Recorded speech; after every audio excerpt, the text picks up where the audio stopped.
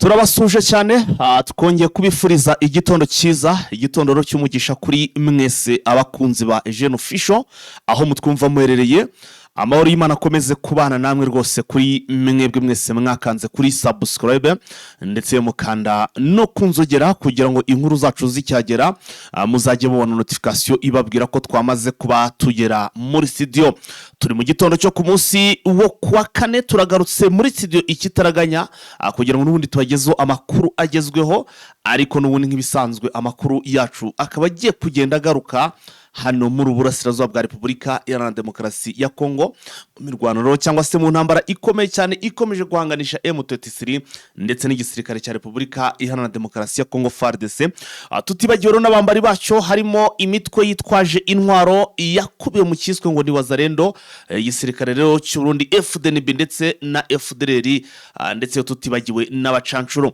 Muri iki gitondo inkuru tubazana ni inkuru zicukumbuye, ni inkuru twafashe igihe kitari mu by'ukuri tuzitekerezo cyangwa se tuzisesengura.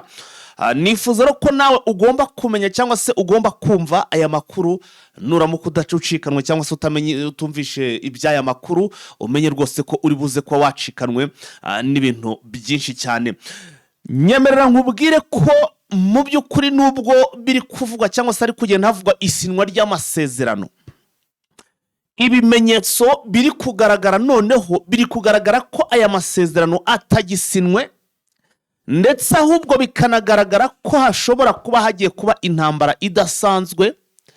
Iyi ntambara rero n'ubundi nk'ibisanzwe ishobora kuba yanarenga hano mu Burasirazuba bwa Repubulika ya Demokarasi ya Kongo, ikaba yanakomeza ikaba yagira n'ikishasa. Impamvu rero ni iyihe? Reka manze nyibasogongeze mbere uko nshiraho Vincent ku murongo wa telefone, tukaba mu by'ukuri twakomezanya mu bigendanye n'ubusesenguzi n'izindi update. Ikintu cya mbere nuko igihe kisa naho kigiye kugera cyo kuba basubira byo mu by'ukuri nyuma y'uko bari basinya imbanziriza amasezerano basubira i Doha, bakaba noneho basinya ari amasezerano. Ariko nubwo igihe kigiye kugera, hari ibintu by'ingenzi M23 yasabye na n'ubu ngubu byananiranye cyangwa se byanze gushyirwa mu bikorwa. Swat icyambere yasabye ko nibura bagomba gufungura abantu bagera kuri 700 imfungwa, imbohe 700 zafunzwe zizizwa kuba zivuga igiswahili, zishinjwa kuba zikorana na M23. Iki ngiki ntabwo kugeza n'ubu Kinshasa iragikora, ahubwo yavuze ko ngo izabarekura ikoresheje n'ubundi itegeko rya Kongo. Amakuru twatangiye kugenda dukura, turi gukura ndani kwa ndani ayindani, aravuga ko bishoboka cyane kuba zino mfungwa, impamvu FARDC itari kuzirekura cyangwa se Kongo itari kurekuriza imfungwa ngigaragaze ko ishaka kuzirekura, nuko abenshi ishobora kuba yarabakubise cyangwa se yarabafanye, reka icyo kinyarwanda dukoresha, ishobora kuba yarabafanyiye. Ibi rero bikaba ari ikimenyetso kigaragaza ko niba byaragenze gutyo nta bifite ngo izabatanga, ni ikibazo gikomeye cyane. Ikindi cya kabiri kigaragaza ko aha hantu hashobora kuba hagiye kuba intambara simusiga, bakunzi ba Eugene Official ni mu ntega amatwi mu nkurikire mwumve ikimenyetso simusiga, namwe muri kunkurikira muri mu burubwo Burasirazuba bwa Repubulika Iharanira Demokarasi ya Kongo, mwumve impamvu ahangaha mu by'ukuri rugihinanye cyangwa se bigaragara ko urugamba rugiye gushya cyane cyane hano mu mirongo y'imbere ku rugamba. Mfite ibintu byinshi ariko ndababwira nibura bitatu by'ingenzi. Icya kabiri cy'ingenzi, Leta Zunze Ubumwe za Amerika, Donald Trump yavuze ko agiye gukemura ibibazo cyangwa se ari ugomba kurangiza iyi ntambara, ndetse n'inzira y'ibiganiro iyo biza kuba bigomba gutanga agahenge cyangwa se bigomba kurangiza ibibazo byo muri Kongo, ntabwo yakabaye ku munsi w'ejo basohora itangazo rivuga ko cyangwa se ribuza abanyagihugu bose b'iki gihugu cya Leta Zunze Ubumwe za Amerika kuza hano muri Repubulika ya Demokarasi ya Kongo, cyane cyane muri bice biyobowe na M23, ko mbona batangiye kubitinya. Ni ukubera iki? Ako kantu namwe mushyira akantu bita question mark, mushyira akantu k'akadomo. Leta Zunze Ubumwe za Amerika ikimara gusorera itangazo, Ububiligi nabwo mu kanya gato tugiye kubigarukaho, nabwo bwamaze kubuza abaturage babwo bo mu gihugu cy'Ububiligi kwerekeza hano muri Repubulika ya Demokarasi ya Kongo, bakaza muri ibi bice n'ubundi birimo umugwi wa M23. Karabaye.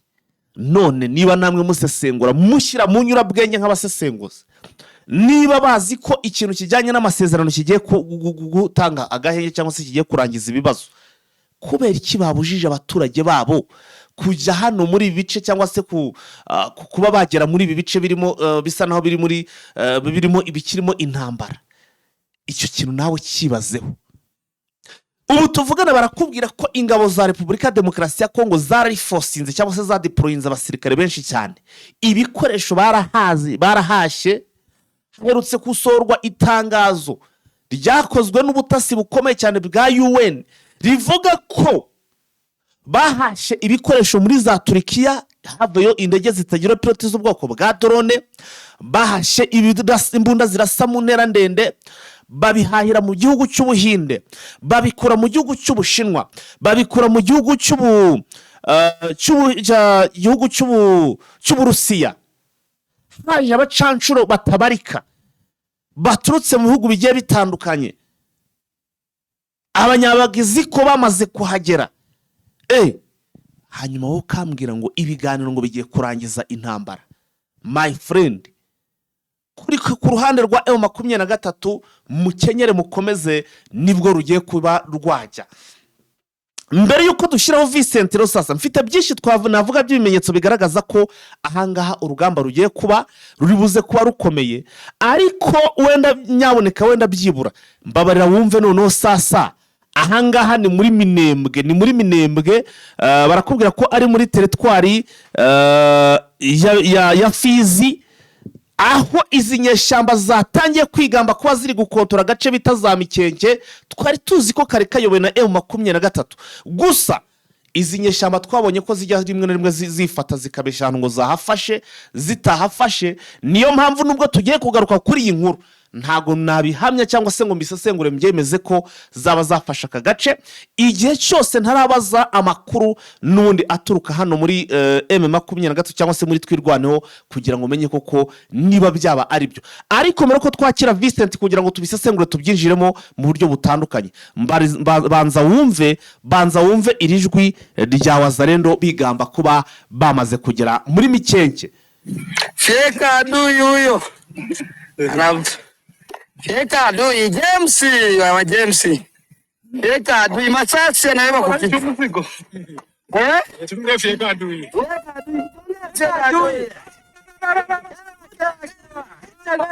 Gani bwana? Unaewa mizigo naenda wapi? Naenda Kageregere. Kufyeka nani? Feka adui. Masasi ile kushingo. Doi. Asante. Wengine wote wa kukute kabisa fyeke adui. Mpede asoye. Amara pede pro. Feka adui akiumbwa deja ta ile yao. Adui aja chwabu kunjia eneo yakaya nze komande kimbe eni bunduki amuni cha tuchina bane yewe tuli muronda unda leta newe tukwatire chiki. Muri Repubulika ya Demokarasi ya Kongo nibyo habayo indimi nyinshi, ntago ngiye kwisukira ururimi rwose, nayoboye urwari rwo gusa. Urebyaho mu byukuri bahagaze barimo kuvugira ururimi, hari amasasu yo mu mbunda yo mu bwoko bwa 14. Bwo ikigaragara kwigamba ko bashobora kuba iyo mbunda bayambuye M23 ni Wazalendo.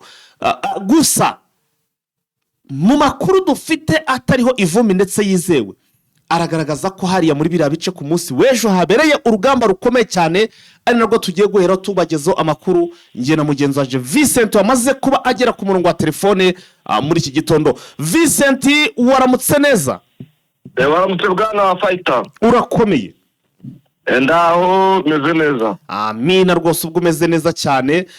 Ubwo turagusuje cyane kandi tugwaye ikaze. Vincent, nta gutinda kuko ndagira ngo amakuru yacu tuyihutishe tuyatware mu buryo budasanzwe, tuyihutisha kugira ngo abadukurikira bagenane n'izi update. Amakuru dufite ngira ngo tugaruke iyo makuru, ngira ngo duhereho, ndagira ngo duhere muri Uvira, aho bivuga ko imirwano ikaze hagati y'ingabo z'abarundi na FRN ndetse n'abitwa batwirwaneho na FARDC bo mu by'ukuri barwanye ku munsi w'ejo ivumbi rigatumuka. Ndagira ngo iyi nkuru ariyo duheraho.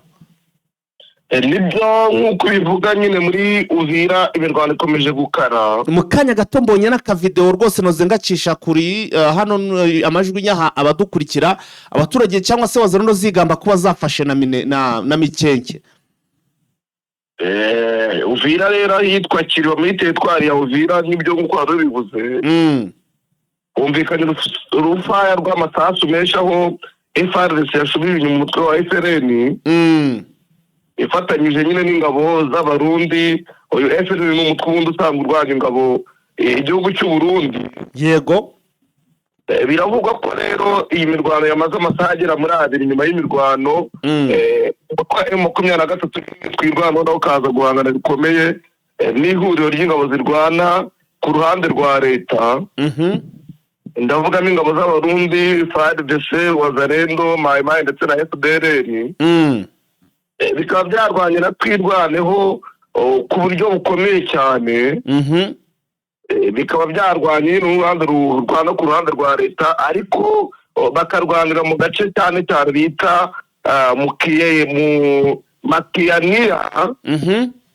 Nk'uko amakuru dukesha abaturage bivuga ariko n'ubundi mbere bakaba bari babanje kurwana mu gace bita Kiriba ndetse na FRN akaba ariho yarwaniraga n'izi ngabo z'abarundi na FARDC. Biravuga ko Wazalendo ari ubundi yagabye ibitero ku izi ngabo za AFM 23 twirwaneho guhera muri teritwari ya Warungu barazamuka bagera muri Plateau ya Minembwe. Intambara nyine kwirakwira muri ibyo bice byose.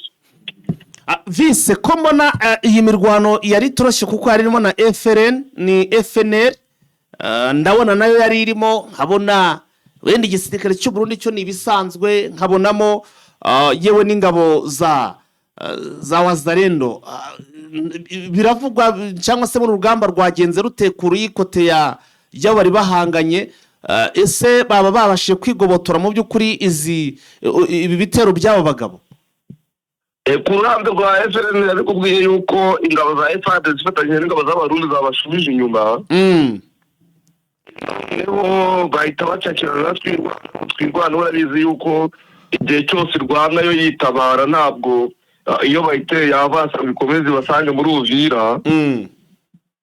Twirwana yabashije gusubiza inyuma nyine bino bitero by'ihuriro rya leta isubira mu birindiro byayo. Hanyuma Vise mbabara gato cyane wenda mbere ko dukomeza n'andi makuru menshi mbona cyangwa se twategura abadukurikira tubanze tugaruke kuri iyi nkuru. Vise urabona ute mu by'ukuri amasezerano y'Idoha ndetse nibyo tubona byatangiye kugenda bigaragara nk'ibimenyetso bisa naho bigaragaza ko intambara igiye gukomera. Ibi turabivuga dushingiye kuki? Hitezwe ko muri uku kwezi ndetse muri amatariki turimo kwegereza bagomba kuba basinya amasezerano yo guhagarika intambara ndetse n'ibindi bigiye bitandukanye twagiye tugarukaho. Ariko kugeza ubu nubwo Leta Zunze Ubumwe za Amerika iri kwigamba kuba igomba guhagarika izi ntambara cyangwa se iyi ntambara, hari ibimenyetso byatangiye kugaragara bisa na bigaragaza ko bisa n'ikibazo cyabarenze. Aha rero ndavuga nko kuba batangiye kubuza abaturage babo kugera hano muri Repubulika ya Demokarasi ya Kongo y'abakuru uruhande rw'Ububirigi ndetse na Leta Zunze Ubumwe za Amerika. Vise ibi ntago cyaba ari ikimenyetso kigaragaza ko ahubwo bari gutinya ko ahantu haba hagiye kuba intambara gasa no bari kuburira abaturage babo mu cyayenge? Ni bisanzwe ariko ko amasezerano ya Doha nubwo ari nasimwe intambara yo ikomeje mu burasirazuba bwa Repubulika ya Demokarasi ya Kongo. Uvuga yuko amasezerano ya Doha arangije intambara byo waba wibeshye kuko yaba amasezerano ya Doha yaba Washington ubona ko abateza ibibazo bikomeye cyane batavuzweho aribo Wazalendo. Urebye Wazalendo rero niba itavugwa mu amasezerano ya Washington niyo vuga amasezerano ya Doha ni ikikwereka yuko ubundi intambara izakomeza kubaho kuko na Wazalendo ubwahera byivugira kavuga ati twebwe ntabwo tureba n'amasezerano ya Washington cyangwa Doha tuzakomeza kurwana kugera ku munota wa nyuma tubonye ko M23 twikuye mu bice yafashe. Nubwo ibiganiro rero bya Doha biriho nubwo amasezerano yasinywa ubona yuko imirwano izakomeza kuko yaba uruhande rwa leta ubona ruri kwitegura ruintwaro Wazalendo ruintwaro FDL ndetse rukomeza rushaka n'abacashuro kandi rugakomeza no guha intwaro imitwe bifatanya ndetse n'igisirikare cy'u Burundi. Ariko ku rundi ruhande wanacukumbura ugasanga M23 nayo nubwo ijya mu bimwe biganiro ubona nayo yitegura kuko irushaho kujyana intwaro mu bice bitandukanye. Urebye uburyo isatira Pinga, urebye uburyo isatira Warikare, urebye uburyo ijya mu bindi bice bikikije Uvira, byose bikwereka ko uruhande narwo ruri gutegura imirwano. Wareba ukabona buri munsi rurimo rurategura abasirikare, rurimo rurakoroka urubyiruko, rurimo rurakora ibintu byose bigaragaza yuko rutegura intambara. Ntabwo wavuga yuko rero imirwano irangiye. Kuba ubona rero Ububiligi, Leta Zunze Ubumwe za Amerika, Canada ndetse n'ibindi bihugu by'inshuti n'ibihugu by'ibihangange ubona biburira abaturage babo yuko badakwiye kugenda muri Repubulika ya Demokarasi ya Kongo, ni ikimenyetso burya kiba gishingiye ku iperereza baba bakoze, bakabona iyo myiteguro yose, bakabona yuko nta handi bishya bishyira ari imirwano. Uhereye nko ku gihugu cya Leta Zunze Ubumwe za Amerika, Leta Zunze Ubumwe za Amerika ziherutse gutangaza yuko ibihugu bifite ikibazo cy'umutekano bikomeye kandi bagira inama abaturage babo ko badakwiye kugenda muri icyo gihugu. Harimo ibihugu bigera muri 5 byo muri Afurika, ariko bongeraho Repubulika ya Demokarasi ya Kongo. Wareba igihugu cya Canada nabyo cyari giheruka kubivuga. Ejo ni igihugu cy'Ububiligi cyakurikiyeho cyerekanye yuko abaturage b'Ububiligi bakwiye kwirinda kujya muri ho Katanga, muri ho Tuwere, mu ntara ya Romami, bakwiye kwirinda kujya muri mu ntara ya Tanganyika, bakwiye kwirinda kujya Nord Kivu ndetse na Sud Kivu. Intara zose zikora kuri Sud Kivu na Nord Kivu ko bakwiye kuzirinda kuko ari intara zigaragaza ariko zidafite umutekano. Ibyo byose rero ntabwo ari ibintu bakora bahubutse, ni ibintu bakora uko bashingiye ku makuru y'iperereza baba bafite, kuko ndabizi yuko Leta Zunze Ubumwe za Amerika zifite urwego rw'iperereza rukomeye kandi rukora ku isi hose ku buryo amakuru y'ibihugu bitandukanye baba bayafite kandi ku buryo bwizewe. Urabizi yuko Ububiligi ni igihugu cy'inshuti cyane na Repubulika ya Demokarasi ya Kongo, cyane ko mu mateka tuzi ko bagifataga nk'igice cyabo, Kongo bakayifata bakavuga ngo ni Kongo Mbiligi. Yego. Byose rero ntabwo ari ibintu bakora mu buryo badafite amakuru, ahubwo baba bafite amakuru ku buryo baburira abaturage babo kugira ngo batishora mu kaga mu bihe runaka. None rero igihe nk'iki ngiki nibwo bafashe umwanya, mu gihe twari tuzi ko bari mu masezerano, nicyo gihe bafashe umwanya bakumira, babwira abaturage babo ko bagomba gushyiraho icyitwa tension. Ufate kujya mu masezerano rega n'ibireba abanyekongo ubwabo nabo bifitiye inyungu Amerika cyangwa Ububiligi n'abandi bagirira inyungu mu bukungu, ariko ntabwo bikwiye gushyira umutekano wabo mu kaga. Usibye kuba Kongo bayigaragaje nk'igihugu kidatekanye kandi birazwi yuko n'ubundi kidatekanye, ariko isibye na Kongo n'ibindi bihugu bishobora kuba bidatekanye, Leta Zunze Ubumwe za Amerika zibyerekana yuko bidatekanye bakabuza abaturage babo kujyayo, kandi n'Ububiligi ntabwo ubwo burenganzira babujijwe. Kuba rero amasezerano yasinywa ntabwo bivuga yuko byashyira akaga ku baturage b'ibindi bihugu, sibye yuko bino bihugu biba byabivuze n'ibindi bihugu biba bikwiye gufata icyemezo bikaburira abaturage babo. Ya vise reka twikomereze n'andi makuru. Ndabona breaking news aningezeho, ni inkuru ingezo idasanzwe ivuga ko General Omega, mwenyewe General Omega ngo niwe noneho sasa ngo amaze kwigerera hano, akaba ngo yamaze kugera already muri Warikare, aho nawe ngo agiye kuba ari mu bagaba ibitero cyangwa se bari gutegura urugamba rwo kwataka M23 kwisubiza inyuma, bakaba ngo bakwigarura umujyi wa Goma. Nyamara twagiye twumva inkuru nyinshi vise zivuga ngo umujyi ngo uyu Omega baramwishe cyangwa se yarapfuye, ariko amakuru hano ndimo ndabona imbere yanjye aremeza ko ngo uyu mugabo yiyicare hara muri Warikare, ndetse ngo akaba ariwe ugiye gutangira kuba ari muri cooperatinga urugamba rwo kureba ko bagarura bino bice bya za Masisi berekeza no mu mujyi wa Goma. Bwana Vincent, kadutegereze turebe niba koko ari byo cyangwa rukubimwitirira. Nubwo urumva ko rero mu by'ukuri hariya naho ibintu bikomeje kugenda biba ibindi. Reka dusimbukire no kuri iyi nkuru. Vise dusimbukire kuri iyi nkuru, ni inkuru ivuga ko Kinshasa umuyobozi wa radio mu by'ukuri yatawe muri yombi. Uyu muyobozi wa radio watawe muri yombi ni bwoko ki, yazize iki, bimeze bite? Ni wa wundi se mu ya radio bari gushinja gukorana na M23, bimeze bite ibyo uyu muyobozi? Ni radio ikora ibintu by'umuco ndetse muri Repubulika ya Demokarasi ya Kongo nyine Kinshasa. Akaba ari umuyobozi wayo nyine wataye muri yombi, ni umugore wari usanzwe yiyobora kwa Godinda yatawe muri yombi nyuma y'uko yari yabanje gutumwa na Demiapu kwisobanura, ageze ariko bahita bafungiye muri gereza ya Makara. Ubwo yuko rero ibyaha gukurikiranwaho ngo ari ugusebya leta, ariko wacukumbura ugasanga ngo ni ibyerekeranye n'uko hari ivuriro ryigenga ryahabwaga imiti na bamwe mu bayobozi ba Repubulika ya Demokarasi ya Kongo, ariko mu buryo bw'amanyanga kugira ngo igurishwe. Imiti akaba ari imiti yari igenewe abaturage bafite ikibazo cya kanseri, noneho igahabwa iryo vuriro ryigenga, noneho bakayigurisha ku buryo bw'amagendo butemewe n'amategeko. Noneho baza kubona iyo raporo yivuze ko iyo radio rero bamuta muri yombi, ubafungiye muri gereza nkuru ya Makara, akurikiranyweho ibyo ngibyo, ariko ukabona ari ibyaha nyine yahimbiwe kubera ko yagaragaje iyi mafia iri mu byerekeranye n'ikoreshwa mu buryo butemewe by'imiti igenewe abarwayi ba kanseri, bajya ku bitaro bakabibura.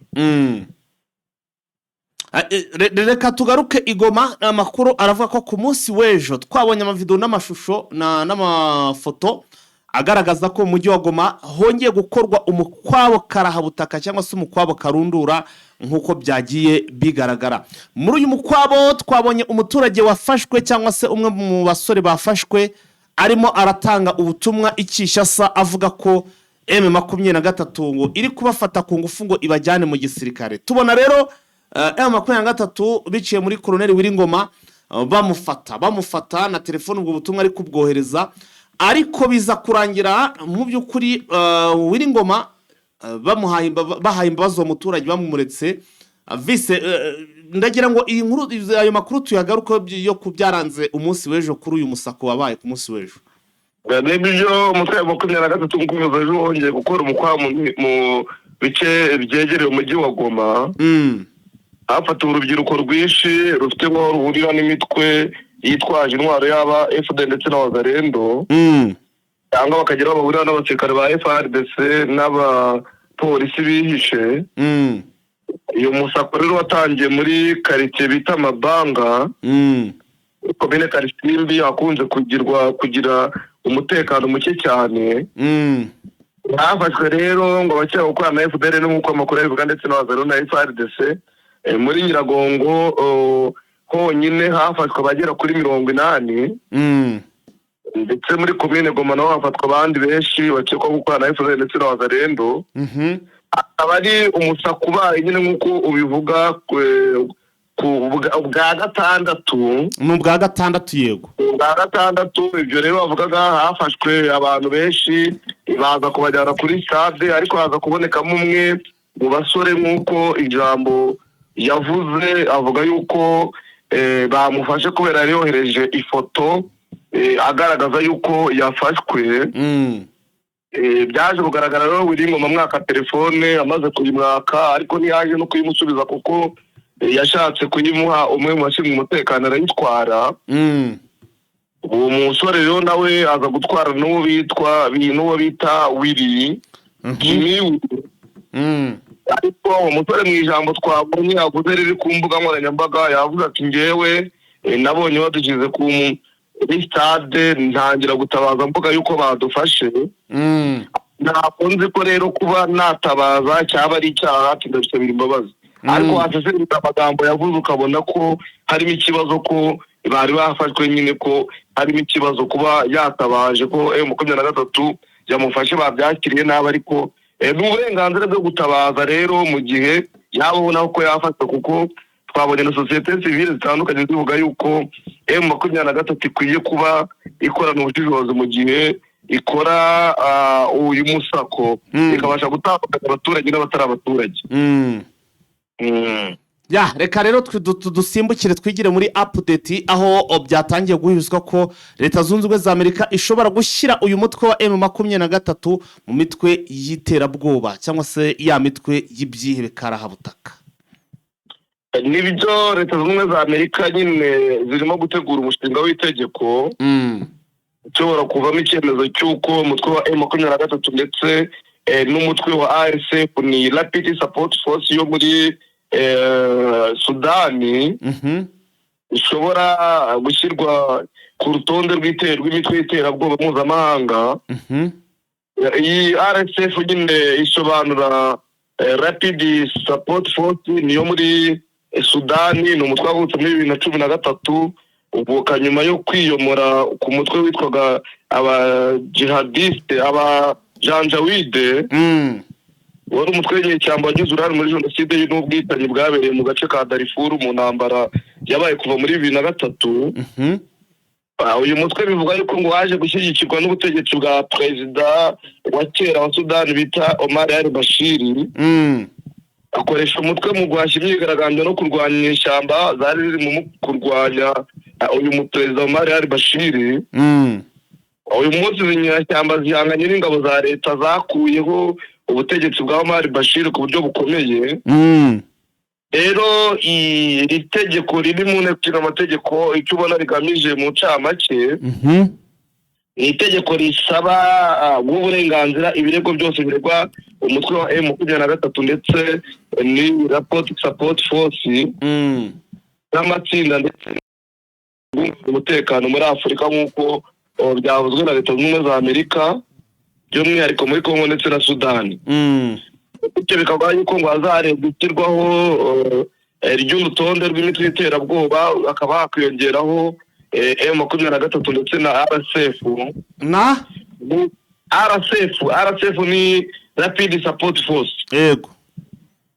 Nuko n'ubundi leta z'ubumwe za Amerika zisanzwe zikunda kubikora zikagira imitwe zishyira ku rutonde n'imitwe y'iterabwoba ikora iterabwoba mpuzamahanga.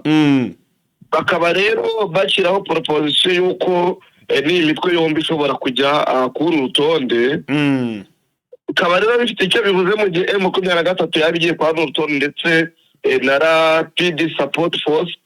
Bivuze yuko baramutse bashyizwe ku rutonde rw'iterabwoba bishobora gufatira umutungo w'iyi mitwe yombi. Imitungo yabo ikaba yafatirwa iri muri leta z'ubumwe za Amerika. Abantu bagize iyi mitwe bari ku butaka bwa Amerika imitungo yabo ikaba yafatirwa. Urabizi yuko byagiye binavugwa yuko bamwe mu bayobozi ba M23 imitungo yabo yagiye ifatirwa. Yego. Harimo umuvugizi wabo Lawrence Kanyuka. Urabizi yuko hari imitungo ye yafatiriwe iri mu Bwongereza. Biravugwa rero yuko mu gihe haba hashyizwe urutonde ino mitwe yombi ikajyaho n'ubundi hakomeza gufatirwa imitungo ya bamwe mu bayobora ino mitwe. Bavuga yuko hahagarikwa inkunga ihabwa iyi mitwe yitwaje intwaro bashingiye ku bihugu ngo bibaha inkunga nk'uko iyi raporo ibivuga. Bavuga yuko ngo hashyirwa ibihano bikomeye ku bihugu bibatera inkunga ndetse n'abantu bibatera inkunga. Nk'uko rero inyandiko twabonye ku rubuga rwa Kongere ya Leta z'Ubumwe za Amerika ivuga yuko mu minsi 90 nyuma y'itangira ry'iri tegeko nibamara kurisinya umunyamabanga wa leta muri Leta z'Ubumwe za Amerika agomba kuzageza ku nteko ishinga amategeko raporo y'ibyavuye mu isuzuma. Kuko hazahita hakorwa isuzuma birebye niba koko imitwe ari imitwe y'iterabwoba. Niyo raporo izabikwa ntabwo izahita itangazwa. Bazakora icyo bita classified none bamara kuyibika batangire bakora iperereza mu buryo bugezweho barebe nyizina ibirego biregwa iyi mitwe niba bifite ishingiro. Noneho babone gutangaza icyemezo gifashwe niba koko bafashe icyemezo cyo kubashyira ku rutonde cyangwa batarushyizeho. Wareba ugasanga rero ni bimwe urebye nko kuri M23 ugasanga nyine Tshisekedi yirirwa akora aho yirukanka ashakisha nyine ibihugu byamufasha kurwanya M23 cyane cyane Leta z'Ubumwe za Amerika ndetse n'ibindi bihugu agenda ashyiramo amafaranga. Ukaba ubona rero iki cyemezo gishobora kuba gifitanye isano na bimwe Tshisekedi akora byo guha Leta z'Ubumwe za Amerika amafaranga cyangwa mu buye y'agaciro kugira ngo bamufashe M23.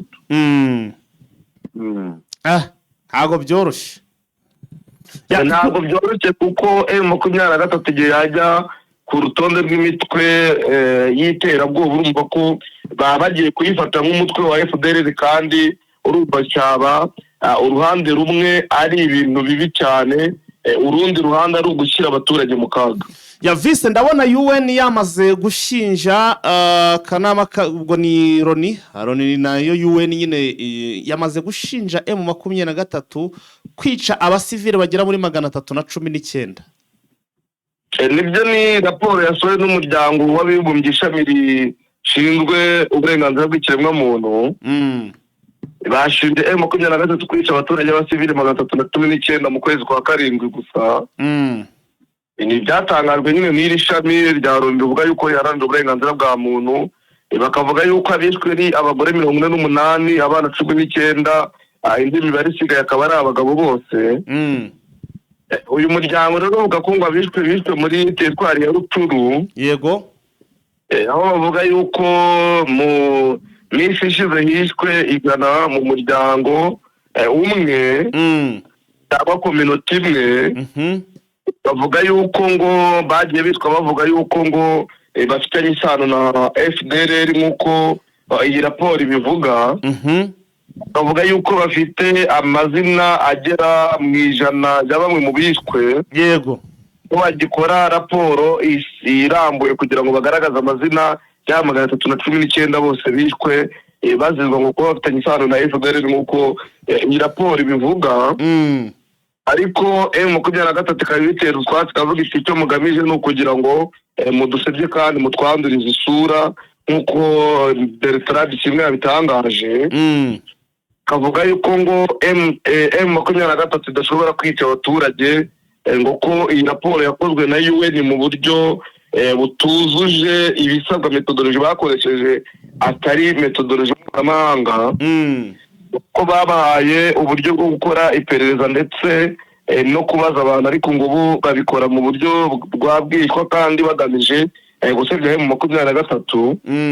Ukabona rero M23 ndetse n'ishami ry'umuryango w'abibumbye ryita ku burenganzira bw'ikiremwamuntu badahuza cyane ko hari intumwa za UN zihariye zari zagiye muri Repubulika Demokarasi ya Kongo, ariko banga yuko zinjira mu mujyi wa Goma ngo zikomeze gukora iperereza ku byerekeranye n'ubu bwicanyi. M23 rero ukabona inenga iyi raporo, ariko mu gihe ubona leta ya Kinshasa yahise yisagira hejuru ikavuga yuko ibyagaragajwe n'iyi raporo ari byo. Urumva yuko yaba UN yaba leta ya Kinshasa bitamereye neza M23.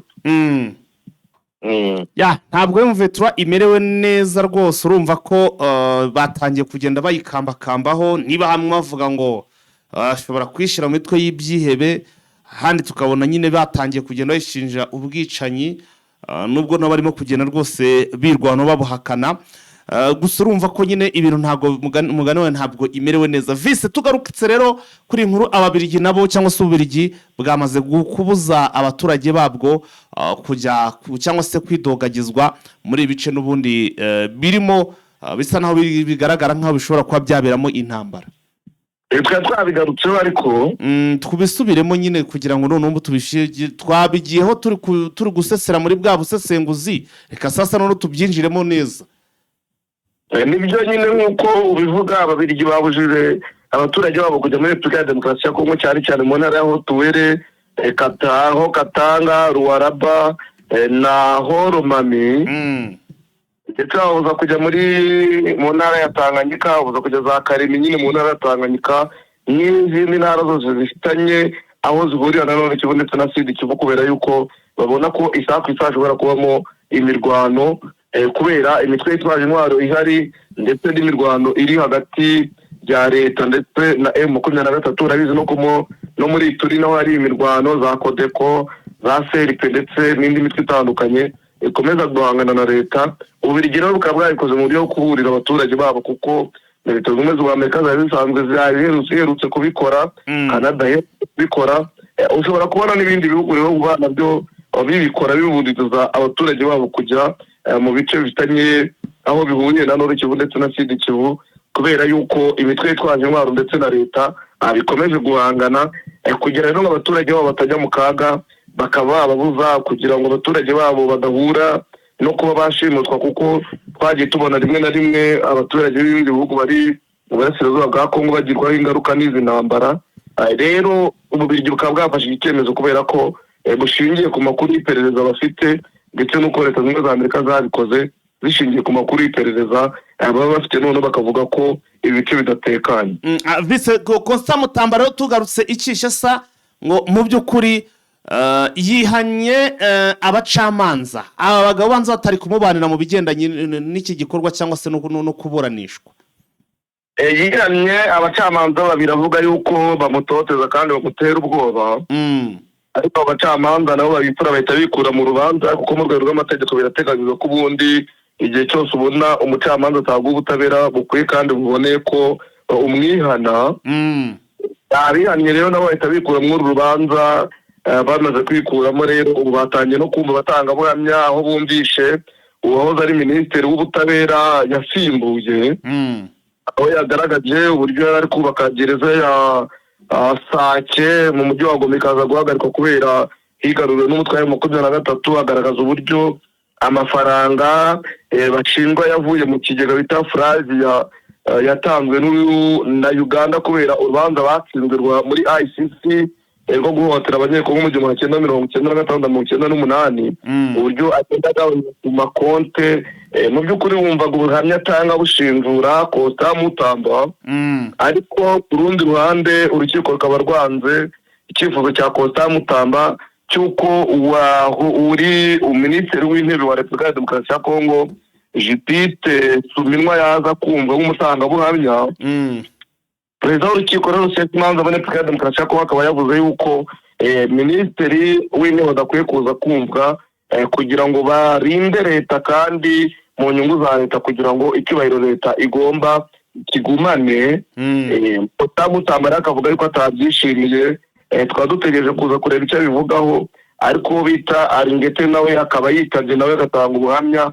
Mu batangabuhamya rero bagera mu 10 Constant Mutamba yatanze batangiye kumvwa ejo, ndetse n'uyu munsi barakomeza kugeza igihe bose bamaze kumvwa gutanga ubuhamya, noneho bakazabona bakaburana mu mizi nyuma y'uko abatangabuhamya bose Constant Mutamba yatanze bumvishwe. Vice none tugarutse kuri iyi nkuru, ndabona M23 irasabwa gushakana ubushishozi abiswe ngo ni wazalendo buriya cyangwa se wazalendo ziri hano mu bice irimo. Kubera iki bavuga ngo ishishozo, baratekereza ko yazagifata n'abatari wazalendo, bimeze bite? Byarabaye kenshi ko hari abagiye ifata ngo batari wazalendo nk'uko societe civile zibivuga. Ubu bagiye bafata abaturage babitiranye n'abarwanyi ba wazalendo cyangwa abo muri FARDC cyangwa mu bahoze mu gipolisi cya Repubulika ya Demokarasi ya Kongo. Avuga yuko ngo byagiye bigaragara yuko ari abaturage bagiye bahohoterwa mu buryo bumwe cyangwa ubundi. Kugira ngo twekana bigarutse tuvuga umwe mu baturage wari wafashwe agatabaza, ariko bakaza kumufata baramwaka telefone yiwe, bakaza kumujyana nibaje no kumurekura ntiturabimenya. Amakuru namenye ariko ngo nuko bamurekuye. Ntabwo ndabimenya kubera yuko nta kiravuguruza video yashyizeho uwo muturage avuga. Umuturage avuga kandi ari kumwe na biri mu mavuga ati ngiye natabaje yuko mfashwe, ndabisabira imbabazi niba ari icyaha gutabaza. Bajya urumva ko ntabwo byagwa M23 amahoro. Rero societe civile zasabye M23 gukorana ubushishozi cyane cyane kuko ari biri kuba muri teritwari ya Irumu, cyane cyane no mu gace ka Bahema. Bavuga bati turabona ko rimwe na rimwe M23 ikora umusako, ariko hakaba hari abaturage bashobora kubirenganiramo. Ati niyo mpamvu basaba yuko ibi bintu byakoranwa ubushishozi mu buryo bufatika, bakamenya gutandukanya abarwanyi ndetse n'abaturage basanzwe. Ndetse nuko byanasabwe FARDC nayo bayisaba yuko nayo ikwiye gukorana ubushishozi mu gushakisha abarwanyi ba CRP. CRP muri turi aho CRP bizi yuko nayo ni umutwe wa Thomas Rubango umaze iminsi uhanganye n'ubutegetsi bwa Kinshasa, ariko ukagaragara yuko nawe uhohotera abaturage mu bihe bitandukanye. rero cyo kubashakisha naho bikaba bigaragara yuko abasivile bajya bahohoterwa na FARDC. Ikaba yatabwe nayo yuko ikwiye gushyiramo ubushishozi mu gushakisha bano barwanyi, ndetse n'igihe bahanganye ikaba yashishoza kurasa ntirase mu baturage, kuko byagiye bigaragara ko muri iyi minsi bahanganye yagiye irasa mu baturage ku buryo abaturage b'abasivile bagiye bahasiga ubuzima mu bihe bitandukanye. Urabizi ko guhera mu cyumweru gishize kugera muri iki cyumweru hagati CRP yari ihanganye bikomeye cyane n'ingabo za FARDC ndetse n'ingabo za UPDF. Twakomeza n'izindi update Vincent, niba hari izindi update ufite. Twakomereza muri Irani. Yego. Ibitangazamakuru bya leta ya Irani nyine byatangaje yuko Nuzbeh Vadi washinjwaga kuba mu maneko wa Isirayeli ko nyuma yo gushinjwa n'urukiko guha Isirayeli amakuru yerekeye umuhanga mu bya nucleaire wishwe mu gitero cya Isirayeli cyo muri Kamena. Nuzbeh Vadi yishwe kuri uyu wa gatatu nyuma y'uko bitegetswe n'urukiko, ndetse amakuru avuga ko hakurikije inzira zose zigenwa n'amategeko mbere y'uko yitwa. Ikinyamakuru cy'urukiko rwa Irani Miza cyemeje ko Vadi wakoraga mu kigo gikomeye cy'ibanga cya leta ya Irani hamwe n'icyaha cyo gutanga amakuru ya Irani muri Isirayeli. Bikavuga yuko rero Miza yatangaje ko Vadi yakoze ibyaha byinshi byahungabanyije umutekano w'imbere mu gihugu no hanze, bikaba byarateje umutekano muke n'imvururu muri iki gihugu cya Irani. Bivuga kandi yifashishijwe akajya ahura n'abakozi b'urwego rw'ubutasi rwa Isirayeli, ndetse bakaba barahuriye muri Autriche inshuro 5. Akaba yarakoreraga Mossad nyine mu buryo buhishe kandi atanga amakuru ya Irani amanywa nijoro. Ikijyano cy'urupfu rero ku bashinjwa kuba maneko za Isirayeli muri Irani muri uyu mwaka cyahanishijwe benshi, ariho nibura abantu 8 bamaze gupfa mu mezi make yashize. Urabizi yuko hari ibitero bya Isirayeli muri Irani byo muri Kamena byamaze iminsi 12. Impande zari zihanganye ku byo bukomeye, byasize abaturage benshi bahasize ubuzima, by'umwihariko abasirikare bakuru n'abahanga mu by'ingufu za nucleaire ba Irani ko bahaguye. Abaturage nyine yaje kuratwa nyuma y'uko byari byagaragajwe yuko nawe yaba yaragize uruhare mu gutanga amakuru ya Irani, akayatanga kwaba ngaba ba Isirayeli, noneho bakabasha kugenda bamenya aho abahanga mu bya nucleaire bari bagiye baherereye bakitwa, cyangwa abayobozi ba gisirikare cya Irani. Urabizi yuko chef d'état major yishwe, harimo n'abandi benshi bishwe, abasirikare bakuru ba Irani bishwe. Uyu rero yaje kubihamya yuko ari wagiye utanga amakuru mu bihe bitandukanye y'aho abasirikare bari. Noneho baraswa n'abasirikare kabuhariwe ba Isirayeli mu bitero bagiye bakora, bagaragaza yuko bagiye banabura mu bihe bitandukanye ko bagiye bakora buryo ki bahura mu buryo bw'ibanga, noneho akabaha amakuru yose babaga bakeneye, akaba ariyo bashingira ku ibitero byagiye bigabwa muri Irani. Ariko na Isirayeli urabizi yuko nayo yagiye igaba ibitero bikomeye muri Irani, aho byagaragaye yuko Irani nayo yagizweho ingaruka, ariko na Isirayeli nayo ikaba yaragizweho ingaruka n'ibitero bitandukanye byagiye bigabwa mwa bino bice bya Isirayeli, kuko twabonye Leta Zunze Ubumwe za Amerika zeterivena, ariko biza kurangira n'ubundi Irani igaragaye yuko icyo yifuza itakigezeho mu buryo bufatika. Vise rero niba nta zindi update twakurekura, twaza gukomeza mu yandi masaha.